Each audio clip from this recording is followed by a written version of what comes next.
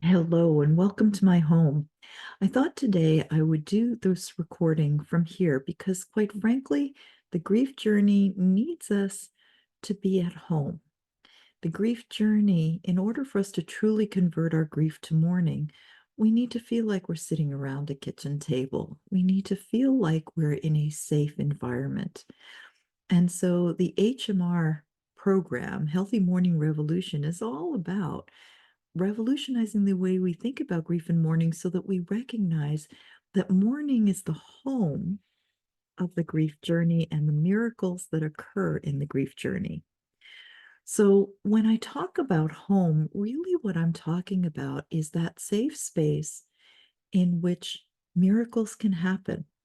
Miracles happen in our home when we are relaxed, when we can be present with what's going on, when we can have aha moments that we never before thought possible, where we have ideas that inspire us, that connect us. The grief journey is all about these miracle moments, and these miracle moments can only happen when we convert our grief to mourning. What do I mean by that? The grief journey is a sacred one. It is the internal response to our loss, and it is the invitation for us to engage with these symptoms that we're experiencing as a result of our loss and to express them externally. Mourning is the external expression so that it expresses out of our body, and it is in that expression that we discover the ahas that help us to understand where our relationship is with our loved one now. Death ends a life, not a relationship. And what that means is that our grief journey is about taking us from the time when they were alive with us in the physical realm, when we could touch them and feel them and smell them, when we could talk to them and hear their voices respond to us. And it's taking us to a place where we now have a relationship beyond what we could imagine. Maybe a relationship that lives in memory. It may be a relationship that lives in conversations that we have with them. We don't know where that relationship is or how we will feel their presence in our life. But what we know is that the love doesn't die. And so the grief journey is about teaching us how to love beyond the death experience. When we find where that relationship is now, that's when we feel freed to live our life now as it is. We even find joy in that experience. It is possible to go through the grief journey with ease and grace, but in order to do that, we really need to understand the tools and the techniques of mourning. To that end, I created a program called the HMR program. It's based on my book, Healthy Mourning, Happy Loving, 52 Ways to Convert Your Grief to Mourning with Ease and Grace. This book was written for people with grief brain. Chapters are literally 2 pages long. The page that describes the conversion technique, it describes how I've used the conversion technique in my own grief journey. And then on the second page, you see the heart points, and the heart points are getting started. They're suggestions. They're not programs. It's not regimented. They're suggestions because only you know what you need for your grief journey. Only you know how to modify a conversion technique to meet your own needs so that you find where the relationship is now. The HMR program is all about exploring those techniques. So here's the secret. When I was writing the book, I just wrote the techniques down. I didn't realize until after it was published, and I literally was reading the cover and I looked at it and I went, 52 weeks, 52, there are 52 weeks in a year. And then it dawned on me, I need to discover what I wrote. And the way I'm going to do this is I'm going to get a group of people together, and together we're going to go from chapter 1 to chapter 52. Now, my book was published in November of 2019, and you all know what happened in March of 2020, right? So if January 2020, I was starting this exploration, by March, the group was switching to an online format, which means we were switching to Zoom. We were switching to a way where the group became larger than the group that could meet in my living room. The group now became an international group of people who were hurting. and who needed to find their way through the grief journey. And they were finding themselves stuck in their grief, not knowing what to do, not even necessarily knowing that there was a distinction between grief and mourning. So this program came at just the right time. Since that first year of doing it, I've curated the months a bit. So whereas the first year we went chapter 1 to chapter 52 in order, now what I've done is I've identified each month has its own theme. And then I identified the conversion techniques that best speak to that theme. For the month of April, and we're just starting the month of April now, for the month of April, the theme is the emotional symptoms of grief. And so what I did was I curated and I took out the best conversion techniques to address emotional symptoms of grief, particularly when we're feeling stuck in those emotional symptoms. There's no better time to join the HMR program than during this month. The HMR program is about once a week we connect. It's Wednesdays at 3 p.m. Pacific time, so you can translate that to wherever you are in the world to know when you would be with us live. And at that time, every Wednesday, we start with what is the conversion technique of this week.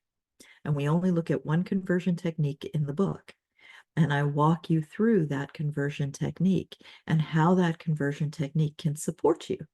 And then you spend the week finding for yourself what is true there, finding for yourself how to use this technique that is true to your grief journey. Once a month, on the third Tuesday of the month, we meet at 3 o'clock Pacific time in order to do a Q&A. And I collect questions from throughout the month. And then I just stay on the Zoom call until everybody's question is answered. Because it's really important, the questions that come up as we do our conversion work, it's very important that we stay present to those questions and that you get answers for those questions. Now, I'm going to be the first person to say, you are the expert on your grief. I am the coach, and the coach is not the athlete. The coach is the one who can support you, can reflect back to you what you're doing, can make suggestions for modification for something that might support you a bit better. The reality is you are at the helm. You are in this grief journey, and I am here to walk with you through this grief journey. I am here to be present to you during your times of grief when they are ready to surface, and when that grief is surfacing, to look at how do we now convert that grief to mourning. Because tears, that's the way we convert the grief to mourning, and we release and we find relief.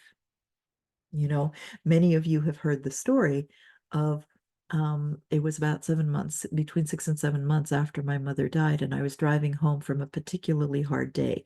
Now, I used to be the executive director of a hospice, and a hard day at hospice, that's a hard day. And I really just needed to hear her voice at the other end of the phone. And I was exhausted. I was emotionally exhausted. I was physically exhausted. And I just wanted to hear her voice. And I was so angry that when I got home, I wouldn't be able to call her. And the anger started spilling out of my eyes, and it started to become a real upset, and the tears that were dripping out of my eyes were starting to become the ugly cry, which meant I had to pull the car over because I could not drive. Nobody can drive when they're in the ugly cry place, right? And I was just in that ugly cry. It forced me to be really present to what I was feeling and to allow those emotions to come out. And in the midst of the ugly cry, after I turned the car off, I heard my mother's voice with her very thick Hungarian accent say to me, "So speak to me. I'm right here. I'm right here. We don't need a phone anymore. Talk to me." Now, I had been talking to her since she died, but this was the first time I heard her speaking to me. This is what I mean by mourning is the home in which the miracles of the grief journey happen.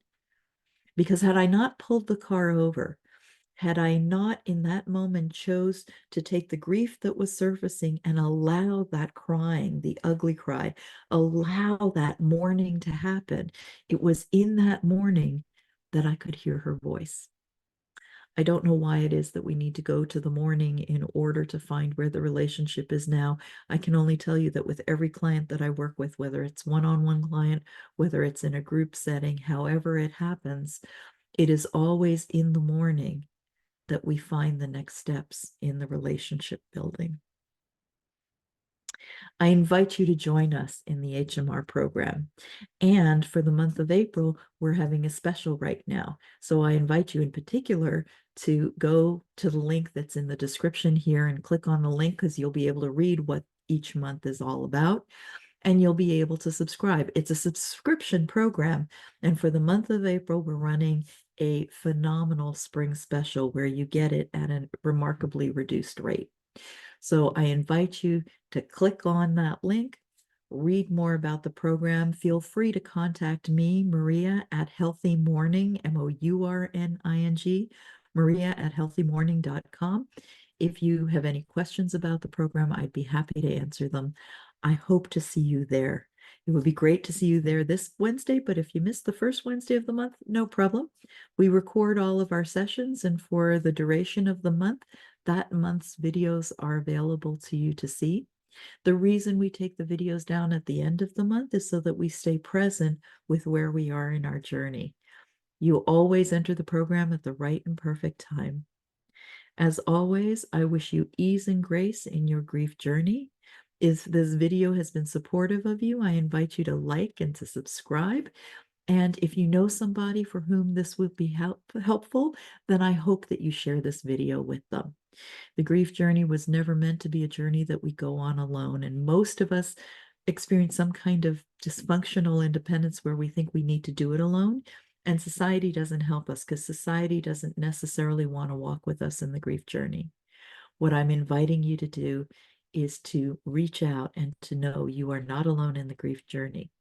Together, we will walk through to the other side. We will find where the relationship is now, and we will do so with ease and grace. Much love to you. Namaste.